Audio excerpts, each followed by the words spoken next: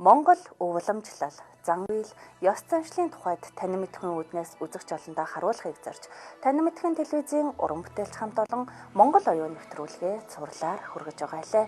Энэ удаагийнхаа дугаарт Монгол түмний эрт үеэс өдгөө хүртэл уламжлан ирсэн аялгау тансаг уртын дууны талаарх мэдээллийг хүргэхээр зорилоо. Хүлээн авна уу?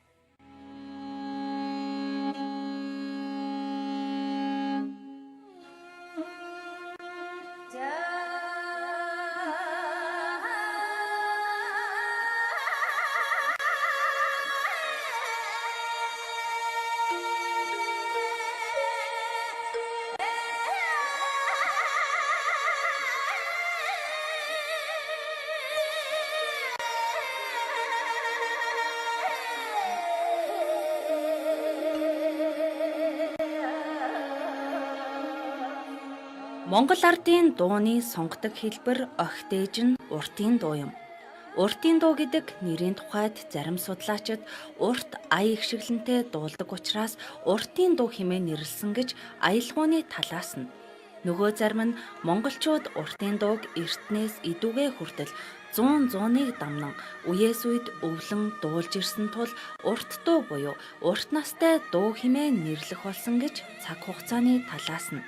3 дахин уртын дуунд хүний амьдралын утга учир, байгаль нийгмийн үзэгдлийн мөн чанар хийгээд дээд тэнгэр, гараг эрхэс, уул ус, газар дэлхий, инрэл хайр, элбэрэл журам гэх мэт мөнхийн сэдвийг ямагт тусган илэрхийлдэг тул үрд мөнх буюу уртын урт гэсэн утга санаагаар уртын дуу хэмээн нэрлсэн гэж шүлгийнх нь агуулга талаас тус тайлбарлах нь бий.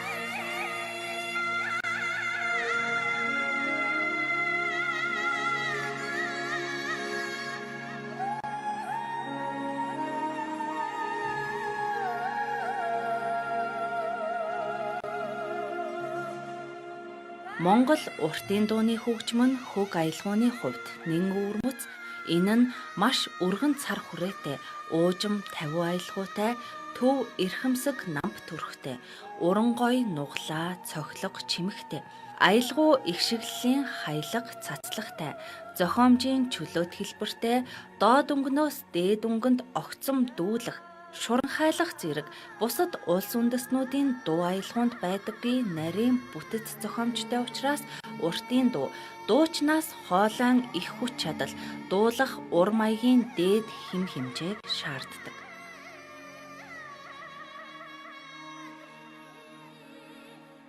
Уртын дууны уужим тавиун аялгау, хөг ихшгийн өргөн цараа, өвөрмөц намп төрхийг Монголын хязгааргүй зэлхийх уудам тал нутаг, цэлхэр хөх тэнгэр, нүүдэлч малчдын ажил амьдралын тайван чөлөөт хэмнэл аж төрөх ёсны онцлогтой холбон тайлбарлаж болох юм. Уртын дууг агуулгын талаас нь үзвэл их нутаг, уул усны үцэглэн, эцэг их, сайн ханийн элбэрэл хайр, хүлэг сайн морь зэргийг магтсан, эсвэл цаг улирлын солигдол, хүний амьдрал, хувь заяаны учрыг гүн сэтгэмжээр өгүүлсэн байдаг. Уртын дуунд хамгийн гол нь альва зүйлийн тухай өнгөц бодол үгүй, ямагт амьдралын утга учрыг өгүүлсэн гүн сэтгэмж илэрдэг.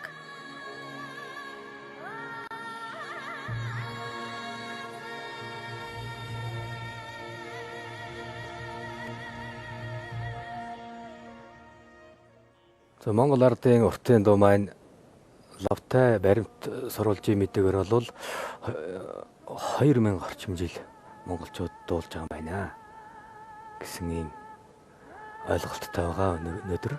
Тэгэхээр өнөөдөр уртын дууг бид нар бол уртын дуу эко дуу гэж нэршүүлж байгаа. Яагаад гэвэл уртын дуу маань байгаль хүн хоёрын харилцсан шүтэлцээний тэнцвэрийг хадгалдаг.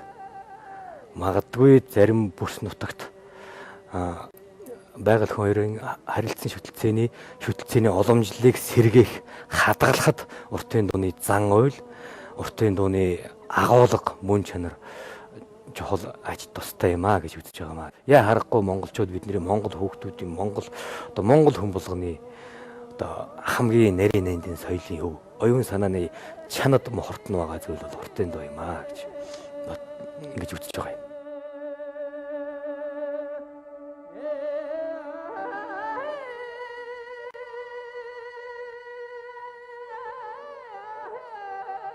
Монгол уртын дууг зохиомж хэлбэр бүтэц зориулалтаар нь айзам урт дуу, суман урт дуу, бэсрэг урт дуу гэж ангилна. Эдгээрээс айзам уртын дуу нь төрийн ёслол, баяр наадам, хурим найр зэрэг монголчуудын аль эрхэм хүндэтгэлтэй ёс заншил, зан үйлтэй шууд холбоотой бөгөөд эдгээр дуунд монгол уртын дууны бүтэц, зохиомжийн шилдэг шинжүүд тэгш зохицуулсан байдаг учраас онцгой эрхэмлэн үздэг.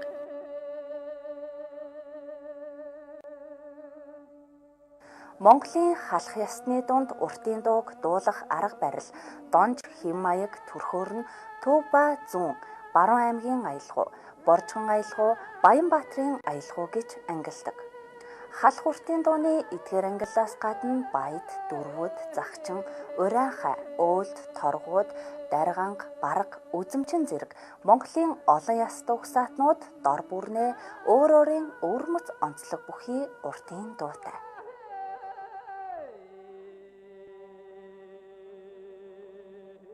Өнөө үед Монгол ардын уртын дуу нь зөвхөн өөрийн орны төдийгүй дэлхийн олон нийтийн анхаарлыг хүчтэй татах боллоо. Уртын дуу нүүдэлчин монголчуудын амьдралаас төрж монгол хэлээр дуулагдсан өнөө хүрч уламжлахдаа хүн төрөлхтний бүтээлч суу бэлгийн гайхамшигыг илтгэн харуулж хүн төрөлхтний соёл, баялаг, олон талтайг батлан харуулах нэгэн жишээ болж байгаа юм. Энэ бүхнийг харгалзан үзэж 2003 онд Дэлхийн соёлын өв буюу ЮНЕСКО Монгол уртын дууг хүн төрөлхтний аман ба бит бус өвийн шилдэг дээжээр тунхаглаж 2008 онд соёлын бит бус өвийн хүн төрөлхтний төлөөллийн жагсаалтад бүртгэсэн билээ.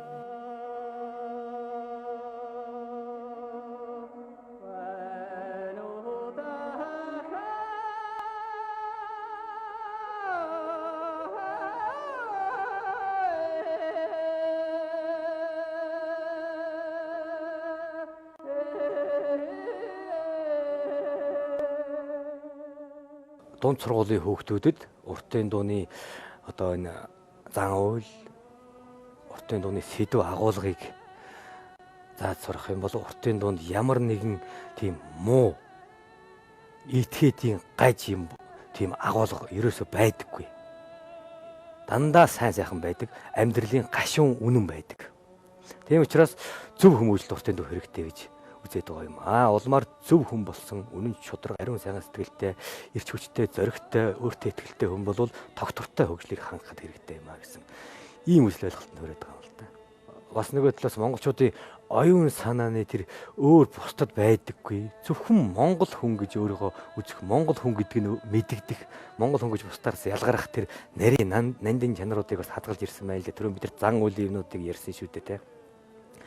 Тэгээд тэр уртын дууны өөрийнх нь аялгуунд байж байгаа тэр онцлог, тэр уртаар дуулдаг тэр нарийн урт одоо гадны үсээс хаваад маш их замбараг юм шиг сонсогддог. Гэтэл тэр өөрөө дотроо тэгш бус хэмээн маш нарийн зохион байгуулалттай юм хачирхалтай тэг тогтолцоог бий болгосон байна.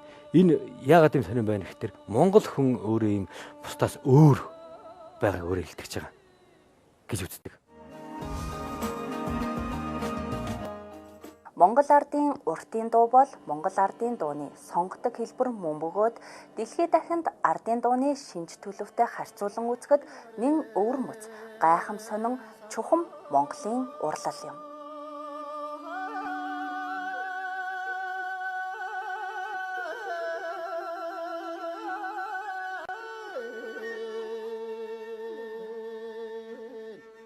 Уртын дуу гихч уудам тэнгэр сайхан нуглаатай, уянга төгөлдөр олон янзын гоёмсог их шиг чимэгтэй, хүний сэтгэлийг хөдөлгөн догдлуулан хөгжим бадрангүй сайхан аялгуун ориглон дээшилж, нарийсаар шуран хайлах, тэгснээ ариглан доошилж бүдүүсэхдээ зүйлийн хачин хөөрхөн нуглаа хуглаа, хоолой амьсгалын цохилт хийж, хөнгөнөн шигших зэргээр нэн өргөн цараатай сонсож ханашгүй ихшиглэнтэй хадаадаг нь чухам Монгол сайхан эх орны тэнгэр уудам тал нутаг хийгээд Дэлгэр баян хангаан сүрлэг ундар уулнуу руу даваагүй өргөн тунгалаг гол мөрөн өтгөн хөвч ой шугай үзэгслэн төгс байгалийн тасгийг санагдуулж агт мордын хурдан жороо ажнаа сайныг бодогдуулж унсан газар угаасан ус эцэг их илгэн садан үр хөөгүүд үнэнч журмын амраг хань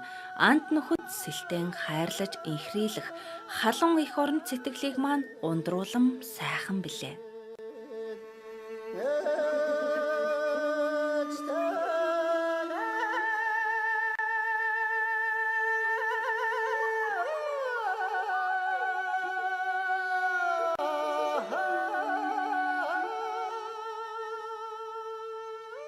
Уртын дууны тэр бүхий гайхамшиг ичидийг утга зохиол, хэлний шинжилэл, яруу найргийн зүй, хөгжмийн судлал, дуулаачны авиа зүй, түүх, угсаатны зүй зэрэг дээр холбогдох шинжлэх ухааны үүднээс нягтлан судалбаас зохистой юм. Амьдралаас ургаж гарч ирсэн. Одоо нэг үгээр хэлбэл уртын дуу бүр анх үүсгэхэд нь байгаль их нөлөөлж гэж. Байгаль ерөн зохиосон юм биш үү? Байгаль өрөөс хөөс юм шүү. Тэгэхээр Монголын уртын дуу хинт сонссон тал нутаг Монголын байгаль харагдаж ил гэдэг шүү дээ. Мэддэг ч хүндэгдэг, мэддэггүй ч хүндэгдэг шүү дээ, тий. Түүнээс гадна бас өөр олон баримтууд байдаг. Уртын дууны эртний хөгжлийг харуулсан одоо 1000 жилийн өмнө 2000 жилийн өмнө уртын дууын байсан байж магадгүй. 1000 жилийн өмнө байсан байж магадгүй. 500 600 жилийн өмнө 300 400 жилийн өмнө юм болсон шүү дээ. Ингэж хөгждөг юм байна гэсэн ийм түүхэн хөгжлийг харуулахаар уртын дууны хэлбэрүүд яг өнөөдөр манай Монгол улсын газар нутагт олон угсаат дотор байна бас. Монгол ардын уртын дуу маш баялаг хэмнэлтэй. Уртын дууны олон янзын нарийн хэмнэлийг ойлгоогүй хүн уртын дууг нотлон тэмдэглэхэд айзам хуваан тэмдэглэж боломгүй мэт санахад хүрдэгч удаа бий. Хуучин манай уртын дууны дуучид уртын дууг айзамгийн 32, хангаан 8 гэж ялган хувааж ярилцдаг байж. Айзамгийн гэдэг нь аяа, зэхөө гэж эхэлдэг дууны нэр юм гэж тайлбарладаг ёсонч бий. Уртын дууны 2 дахь онцлог гэвэл маш өргөн цараатай байдгийг хэлж болно. Ардын богино дуу голцоо 1 октаваас тэрц буюу кварт илүү цараатай байдаг бол уртын дуу 2 октаваас кварт илүү гарах цараатай байдаг. Уртын дууны 3 дахь онцлог гэвэл дээш цойлсон нарийн өнгнөөс гинэт бүдүүн өнгөнд, бүдүүн өнгнөөс гинэт нарийн өнгөнд маш хол үсрэн шилждэг үсрэлт ихтэйг хэлж болно. Уртын дууны 4 дахь онцлог гэвэл манай Монгол ардын уртын дуунд хөгжмийн хилээр зайрмал их байдаг. Өөрөөр хэлбэл үндсэн дэвсгэр хөгөөсөө займарч өөр дэвсгэр хөгжүүлжээд буцаж үндсэн дэвсгэр хөгдөө орох төгс бус хөг солигдол уртын дуунд илбэг байдаг гэсэн үг юм. Уртын дууг дуулахад дуучин хүнээс дотоод их уран сэтгэмж, хувийн уран чадварын их далайц шаарддаг байна.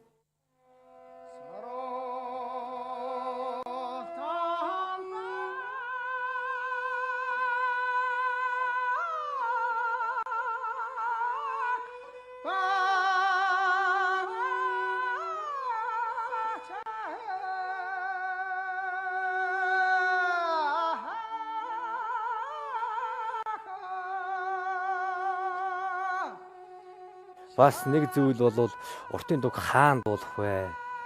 За одоо чи Эрдэнэ засгийн ундрыг дуулж байна. Хамгийн нийтлэг 90 уртыг дуулж байна. Энэ юунд дуулсан бэ? Энэ ямар утгатай? Одоо дуулж болох юм уу? Тэ? Одоо хүүхдийн найрны сэвлэгэн дээр дуулж болох юм уу? Ч гэдэг юм уу. За найрын сэвлэгэн дээр 90 уртыг дуулж болно. Эрдэнэ засгийн ундрыг дуулах бол жоохон эвгүүч гэдэг юм уу, тэ? Нэг сайн ярьсан дуулдаг байсан дуу гэд. За 90 уртыг бол яг 20 найрын ихэнд дуулахд онцгүй. Илэрдлийн үед болохгүй. 90 уртыг нь шүүндээ хүчтэй байна уу да. Эдгээр залууг насанд дандаа ажил нүгүү явлаа да. Ухаарл харуулслын дуугаа зү дээ, тэ?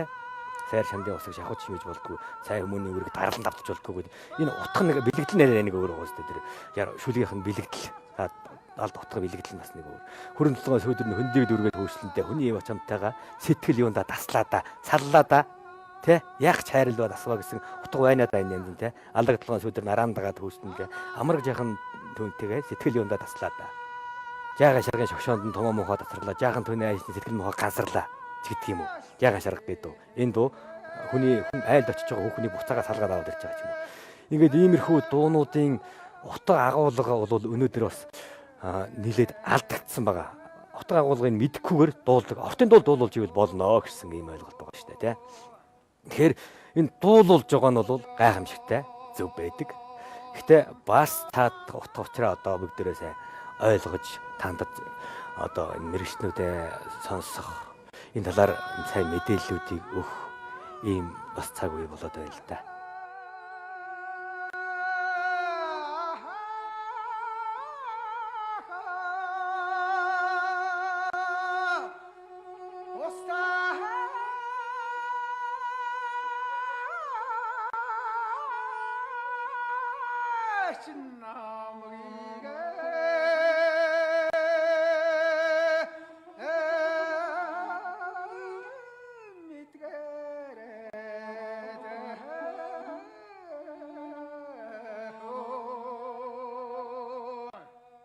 Монгол ухаан, Монгол зан үйл, ёс заншил, уламжлал, өвгдийн сургаал. Энэ бүгд Монгол оюун. Монгол оюун нэвтрүүлгийн энэ удаагийн дугаар үүгээр өндөрлөж байна. Ирэх дугаараар дахин уулзлаа. Түр баяртай үзэгчдээ.